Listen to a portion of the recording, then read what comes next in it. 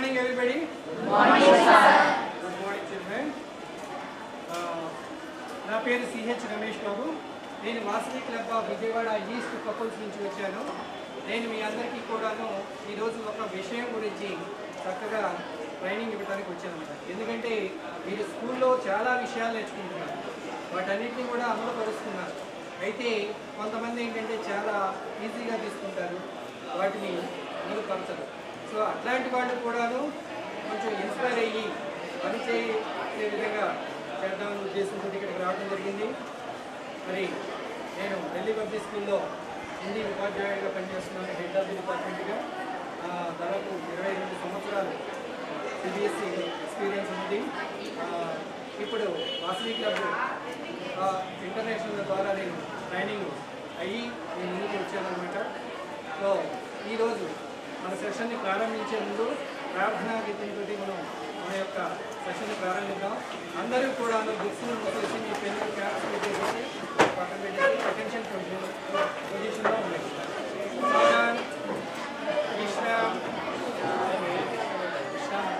Attention stand attention prayer. Saraswati नमस्तुभ्यं वरदे कामरूपिणी विद्यारम्भं करिष्यामि सिद्धिर्भवतु मे सदा अनदा सौभाग्यलक्ष्मी वेदवै शरणं महाकार्या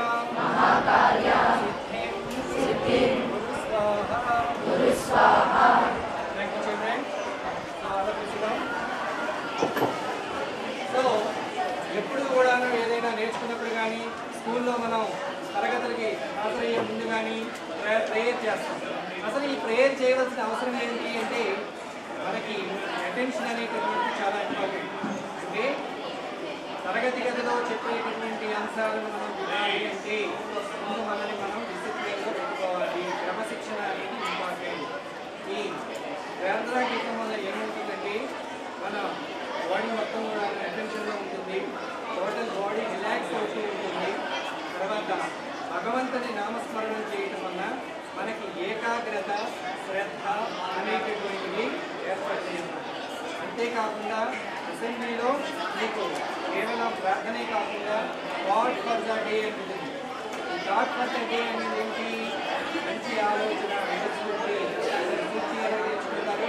ఆ సూచి అనేటువంటి మన జీవితంలో అమలుపరచుకోవడానికి ఉపయోగపడతాయి. దాని అర్థాన్ని తెలుసుకుంటాము. ఎంతోమంది మహానుభావులు చాలా సూచనలకి ఇచ్చారన్నమాట. అదే కాకుండా మరి అసెంబ్లీలో మీరు న్యూస్ గురించి వింటారా లేదా? న్యూస్ గురించి ఎందుకని ఎంతో న్యూస్ పేపర్ కొనుక్కున్నా కొనుక్కోపోయినా, చదివినా చదవకపోయినా అందరూ కూడాను ఒకే రకమైనటువంటి న్యూస్ని ఇక్కడ వినగలుగుతారు. మరి న్యూస్ అయిపోయిన తర్వాత ఏం చేస్తారు? టాపిక్ రీడింగ్ ఉంటుంది. ఒకరోజు క్రమశిక్షణ గురించి నేర్చుకుంటారు, ఒకరోజు క్లీన్లీనెస్ గురించి, ఒకరోజు డ్రెస్ కోడ్ గురించి, ఒకరోజు నేషనల్ లీడర్ గురించి, ఒకరోజు మన జాతీయ జెండా గురించి, దాని యొక్క ప్రాముఖ్యత గురించి, ఒకరోజు ఎవరైనా ప్రేయర్ గురించి, ఒకరోజు లిటరరీ పర్సన్ గురించి, ఈ విధంగా అనేక అంశాల గురించి మీరు వింటారు. ఎందుకని? ఈ అన్నిటి యొక్క నాలెడ్జ్ కూడా మనకి అవసరం. మనం ఈ సమాజంలో ఉన్నప్పుడు, సమాజంలో అనేక రంగాలకు సంబంధించినటువంటి ప్రముఖులు ఉన్నప్పుడు వాళ్ళు ఎవరు, ఏమిటి, సమాజానికి ఏ విధంగా ఉపయోగపడుతున్నారనేది తెలుసుకోవడం అవసరం.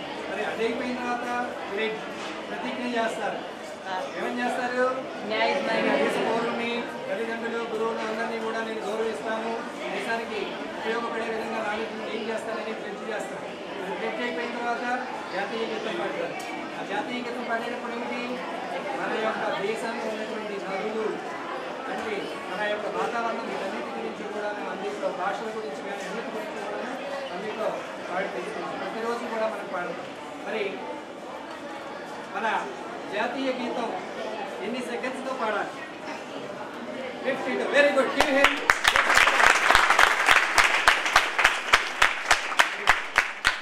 చెప్పినా రాకేష్ మన జాతీయ గీతాన్ని ఎన్ని సెకండ్స్లో పాడాలి అనే ప్రశ్నకి సమాధానం చెప్పాడు. మరి మీరు కూడా అంతే ఉత్సాహంతో చెప్పేటటువంటి ప్రశ్న ప్రశ్నకి సమాధానం ఏ విధంగా ఇచ్చడం, మీరు కూడా మీ దగ్గరికి ప్రశ్న వచ్చి మిమ్మల్ని తట్టితే మీరు ఇమీడియట్గా ఆన్సర్ ఇచ్చే విధంగా ఉండండి. అదైనా మరి ఇందాక నేను అక్కడ చూస్తేనేమో ఓ అని అడుస్తూ ఉన్నారు. మరి ఇక్కడికి వచ్చిన తర్వాత మీరు కామ్గా అయిపోయారు. దీని యొక్క రహస్యం ఏమిటి అంటే ఎప్పుడు కూడా బయట నుంచి ఎవరైనా వ్యక్తి వస్తే నిశ్శబ్దంగా ఉండాలి. మన స్కూల్లో పాత వాళ్ళే కదా అని మన ఇష్టం వచ్చినట్టు మనం వ్యవహరించకూడదు. ఇది మన ఇల్లు పాఠశాల. పాఠశాల అయితే దేవాలయం. దేవాలయాన్ని కడిగిపెట్టినప్పుడు ప్రశాంత వాతావరణం కోరుకుంటాం. అక్కడ ప్రశాంత వాతావరణం లేకపోతే మనం దేవాలయాన్ని కడుగు పెడతామా? అక్కడ కూడా అంతే. మరి ఈరోజు మీరందరూ కూడా ఇక్కడ వచ్చారు. ఏదో చెప్తారు, విన్నాము, నేర్చుకున్నామని. అంటే ఇంట్లో ఈరోజు నేను చెప్పబోయే విషయం ఏంటో, రోజు ఎన్ని గంటలకు స్కూల్కి వస్తామని 7:30. 7:30 స్కూల్కి ఎందుకు వస్తాము? School 7:30 study hour. Okay, study hour 7:30 ఎందుకు రావాలి? 8 రాకూడదా? 8 రాకూడదా? రావచ్చా? ఎందుకు? 7:30 గంటలకి వస్తున్నావు, 7:30 కాకుండా 8 గంటలకు రావచ్చు కదా అని అది చెప్పు. పర్టికులర్ టయానికి మెన్షన్ చేసినప్పుడు ఆ టయానికి మనం రావాలి. రాకపోతే ఏమవుతుంది? లేట్ అయిపోతుంది. లేట్ అవుతుందని రావాలి, లేకపోతే ఇంకేమన్నా ఉండదని గ్యాస్ పోతుంది. గ్యాస్ పోతే ఏమవుతుంది? సబ్జెక్ట్లో చెప్పేటటువంటి విషయానికి మనం విన్నాం కాబట్టి ఆ సబ్జెక్ట్ మీద మనకి గ్రిప్ అనేది ఉండదు. Very good answers.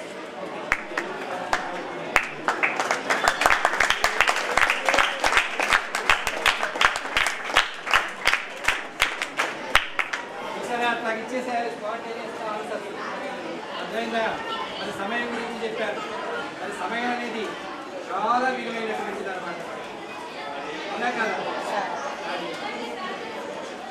ఇప్పుడు సమయం గురించి మనం ఉదయం ఎన్ని గంటలకి నిద్రలేస్తాం? 6 o'clock నిద్రలేస్తాం. ఎన్ని గంటలకి వస్తాం? 6. తర్వాత వెనక నువ్వు 6:30కి లేస్తాం. ఎన్ని గంటలకి లేస్తాం? 6. సో ఇక్కడ అందరూ కూడాను 6 అన్నారు, 6:30 అన్నారు. అంటే ఏమిటి? మనం నిద్ర లేచేటటువంటి అభివృద్ధి లేస్తాం, 5కి లేస్తాం, 5కి లేస్తాం. సో నిద్ర లేచేటటువంటి సమయం వేరు వేరు. ఎన్ని గంటలకు నిద్రపోతాం? 10 o'clock నిద్రపోతాం. When you will go to bed? 11 o'clock. Okay, 10, 11. When you will go to bed? 10:30. Okay. మరి ముగ్గురు టైం కూడాను డిఫరెంట్గా ఉంది. 10 అన్నారు, 10:30 అన్నారు, 11 అన్నారు.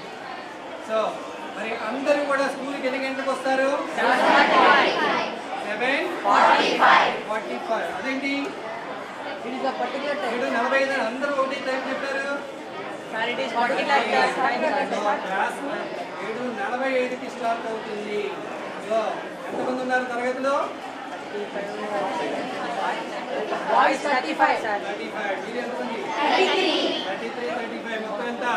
68 మెంబర్స్. ఎన్ని గంటలకు వస్తారు? 7:45కి వస్తారు. ఈ 7:45 రావటం అనేది ఏంటంటే స్కూలు మీకు ఒక టైం ఇచ్చింది అన్నమాట. మన సమయానికి తరగతి ప్రారంభమవుతుంది అని చెప్పారన్నమాట. అవునా కదా? ఆ టయానికి మీరు రావాలి. రాకపోతే ఏమవుతుంది? అవుతుంది. సో ఇది టైం అనేటువంటిది నిర్ధారించారు. సో సమయ నిర్ధారణ, ఆ నిర్ధారించినటువంటి టైంకి మీరు స్కూల్కి వస్తున్నారు. ఏ విధంగా అయితే స్కూల్కి నిర్ధారించిన టైం వచ్చి నిర్ధారించిన టైంకి స్కూల్ నుంచి వెళ్ళిపోతారో మరి అదే విధంగా మన రోజు కూడాను ఉదయము వేసేటటువంటి టైము, పడుకునేటటువంటి టైం కూడాను నిర్ధారించుకోవాలి. ఒకే టైంకి నడవాలి, ఒకే టైంకి నిద్రపోవాలి. మన యొక్క శరీరాన్ని ఆ విధంగా అలవాటు చేయాలి. సో ఈరోజు మీకు నేను చెప్పబోయే విషయం ఏంటంటే time management. What is our topic? Okay, చూడండి. టైం మేనేజ్మెంట్ అనేది చాలా ఇంపార్టెంట్. ఉదాహరణకి మనం సిక్ అయ్యాం,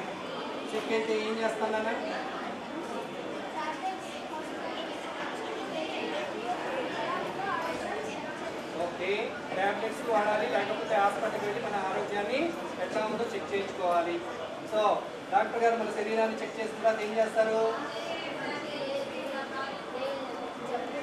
మనకి ఏ డిసీజ్ ఉందో ఫైండ్ అవుట్ చేస్తారు. ఫైండ్ అవుట్ చేసిన తర్వాత ఏం చేస్తారు? దానికి తగ్గట్టు ట్యాబ్లెట్స్ అని ఇస్తారు, అంటే ప్రిస్క్రిప్షన్ ఇస్తారు. ఆ ప్రిస్క్రిప్షన్ సంబంధించి అంటే ఏ ప్రిస్క్రిప్షన్ అయితే ఇస్తారో దాన్ని బట్టి మనం మెడిసిన్స్ని యూజ్ చేస్తాం. మెడిసిన్స్ యూజ్ చేయడం వల్ల ఏమవుతుంది? మనకి ఉన్నటువంటి డిసీజ్ క్యూర్ అవుతుంది. మరి డిసీజ్ క్యూర్ అవ్వడం వల్ల మళ్ళీ ఏమవుతాం? మనం మళ్ళీ మామూలుగా అయిపోతాం. అదే ఉంది ఏంటో మనం సిక్ అవ్వడం, డాక్టర్ దగ్గరికి వెళ్తాం, చూపించుకోవడం, ఆయన మనం చెక్ చేయడం, ఆయన మన మెడిసిన్ చూడడం, ఆయన వాడటం, అది క్యూర్ అవ్వడం. అలా విచిత్రంగా ఉందా లేదా? కూర్చోండి, మీ అందరికీ దీని తర్వాత ఇస్తుంటాను. సో ఏ విధంగా అయితే డాక్టర్ దగ్గరికి వెళ్ళి చెక్ చేయించడం వల్ల డిసీజ్కి మెడిసిన్ తీసుకున్నట్టు క్యూర్ చేసుకుంటాం, అదేవిధంగా ఇక్కడ కూడాను టైం మేనేజ్మెంట్, మనం ఎన్ని గంటలకు లెగవాలి, ఎన్ని గంటలకు నిద్రపోవాలి అనేటటువంటిది చాలా ఇంపార్టెంట్. అంటే మనని మనం క్రమశిక్షణలో పెట్టుకోవడం, అది డిసిప్లైన్ అనమాట. సో పొద్దున్నే నిద్ర వచ్చిన తర్వాత ఏం చేస్తాము?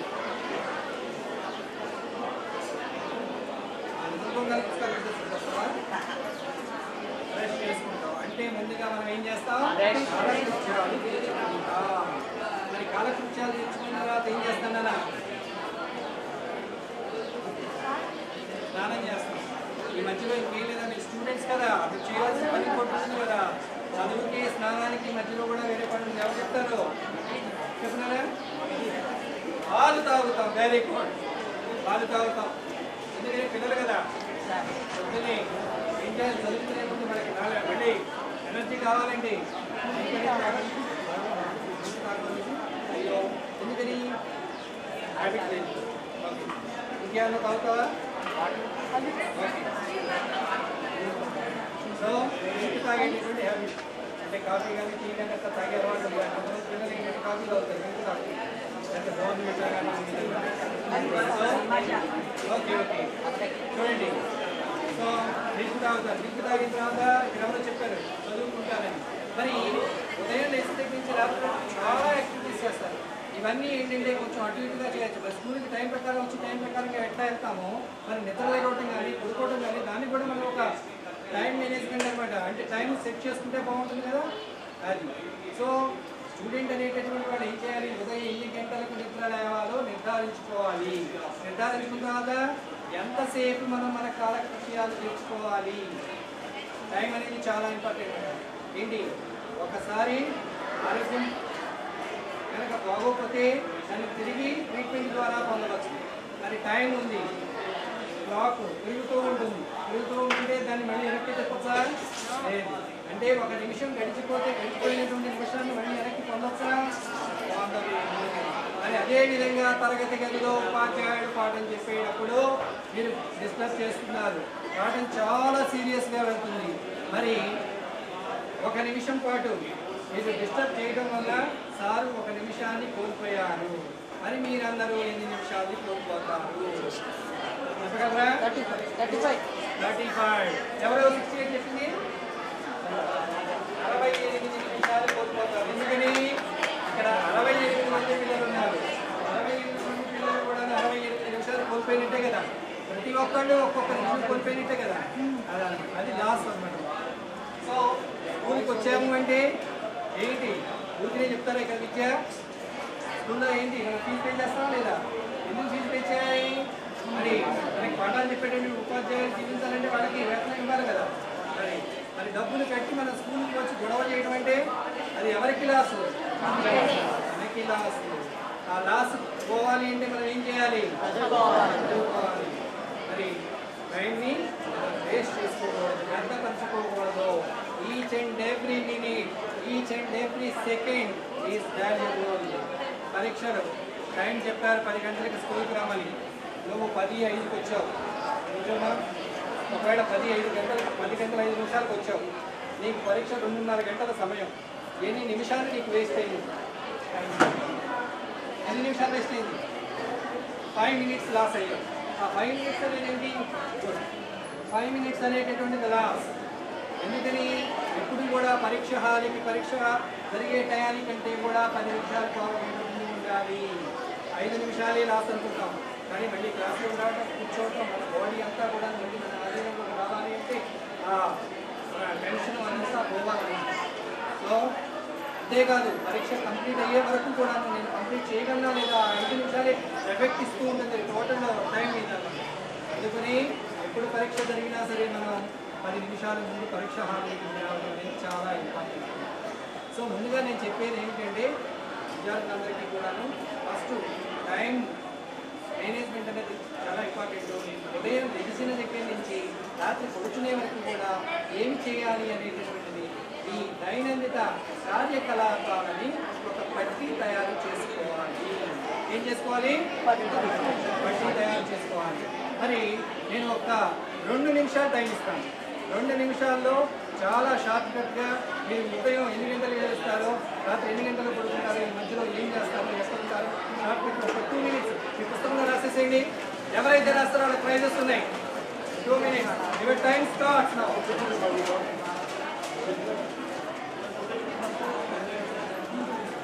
యువర్ డైలీ రొటీన్ చాలా షార్ట్కట్గా రాసేయాలి.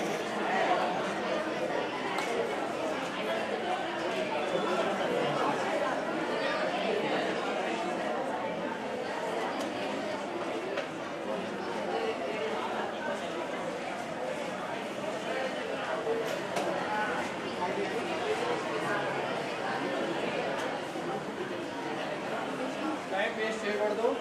ఎందుకంటే ముందుగానే నేను చెప్పాను టైం మేనేజ్మెంట్ అనేది. అంటే ఏదైనా వర్క్ చెప్తారేమని స్టూడెంట్స్ ఏం చేయాలి? ముందుగానే తరగతి గదిలోకి రాగానే మీ నోట్బుక్ వాళ్ళు నోట్స్